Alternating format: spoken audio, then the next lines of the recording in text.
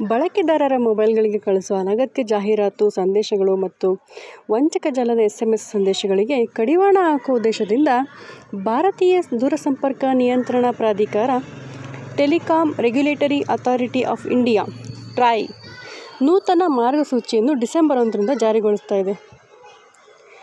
ಈ ಕಾರಣ OTP ಬರೋದು ವಿಳಂಬವಾಗ್ತಿದೆ ಅಂತ ಸುದ್ದಿಗಳು ತುಂಬ ಹರಿದಾಡ್ತಾ ಇದ್ದಾವೆ. ಇದಕ್ಕೆಲ್ಲ ಟ್ರಾಯ್ ತೆರೆ ಎಳೆದಿದೆ.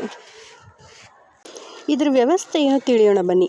ಈ ವ್ಯವಸ್ಥೆಯಲ್ಲಿ DLT ಡಿಸ್ಟ್ರಿಬ್ಯೂಟೆಡ್ ಲೆಡ್ಜರ್ ಟೆಕ್ನಾಲಜಿ, ಜಾಹೀರಾತುದಾರರು ಅನಗತ್ಯ ಸಂದೇಶಗಳನ್ನ ಮೊಬೈಲಿಗೆ ಕಳಿಸ್ತಾ ಇರುತ್ತೆ, ಅದರಿಂದ ರಕ್ಷಣೆ ಒದಗಿಸುತ್ತೆ ಈ DLT ವ್ಯವಸ್ಥೆ.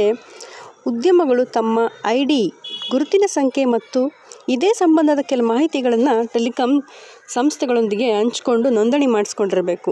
ಯಾವುದೇ SMS ಕಳಿಸೋ ಮುಂಚೆ ಆ ಸಂದೇಶದ ಜೊತೆ ಕಳಿಸುವ ಸಂದೇಶಗಳು ಸಂಸ್ಥೆಗಳ ಮಾಹಿತಿ ಜೊತೆ ಅಡಕವಾಗಿರುತ್ತೆ.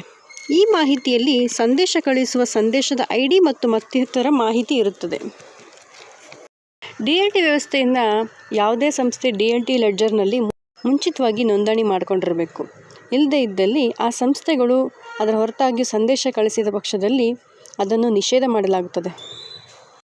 ಈಗಿನ ಪ್ರಸಕ್ತ ಸನ್ನಿವೇಶದಲ್ಲಿ ಪ್ರತಿಯೊಂದು ಡಿಜಿಟಲ್ ಟ್ರಾನ್ಸಾಕ್ಷನ್ಗೆ ಮತ್ತು ಆನ್ಲೈನ್ ಅಕೌಂಟ್ ಖಚಿತಪಡಿಸಿಕೊಳ್ಳಲು OTP ಅತ್ಯಂತ ಸಹಕಾರಿಯಾಗಿಬಿಟ್ಟಿದೆ. ಈಗ ನೂತನ ಹೊಸ ಮಾರ್ಗಸೂಚಿಯಿಂದ OTP ಕಳಿಸೋ ಸಂಸ್ಥೆಗಳು DLT ವ್ಯವಸ್ಥೆಯಲ್ಲಿ ನೋಂದಣಿ ಮಾಡಿಕೊಳ್ಳದೇ ಇದ್ದರೆ OTPಗೆ ತೊಂದರೆ ಆಗುತ್ತದೆ. ಆದರೆ ತುಂಬ ಸಂಸ್ಥೆಗಳು ಉದ್ಯಮಗಳು ಈಗಾಗಲೇ ID ಮಾಹಿತಿಯನ್ನು DLT ಪ್ರಾರಂಭ ಹಂತದಲ್ಲೇ ನೋಂದಣಿ ಮಾಡಿಕೊಂಡಿವೆ. ಹೀಗಾಗಿ ಅಷ್ಟೊಂದು ಸಮಸ್ಯೆ ಕಾಣೋದಿಲ್ಲ. ಯಾವುದೇ ತಂತ್ರಜ್ಞಾನ ಆದರೂ ಪ್ರಾರಂಭದಲ್ಲಿ ತೊಡಕುಗಳು ಎದುರಾಗೋದು ಸಹಜ. ಆದರೆ ಭವಿಷ್ಯದಲ್ಲಿ ಗ್ರಾಹಕರಿಗೆ ತುಂಬ ಪ್ರಯೋಜನಕಾರಿಯಾಗಲಿದೆ ಈ OTP. ಕೆಲ ಸೆಕೆಂಡುಗಳ ಕಾಲ ತಡವಾದಲ್ಲಿ ಆತಂಕ ಪಡಬಾರ್ದು ಎಂದು ಹೇಳಿದ್ದಾರೆ. ಈ ಹೊಸ ಮಾರ್ಗಸೂಚಿ ಜಾರಿಯಿಂದ OTP ಸಂದೇಶಕ್ಕೆ ಯಾವುದೇ ತೊಂದರೆ ಆಗೋದಿಲ್ಲ ಎಂದು ಟ್ರಾಯ್ ಸ್ಪಷ್ಟನೆ ನೀಡಿದೆ. ಇದರಿಂದ ಸಂದೇಶಗಳು ಟ್ರೇಸ್ ಮಾಡುವುದು ತುಂಬ ಸುಲಭ. OTP ವಿಳಂಬ ಆಗುವುದಿಲ್ಲ ಎಂದು ಟ್ರಾಯ್ ಅಭಯ ನೀಡಿದೆ.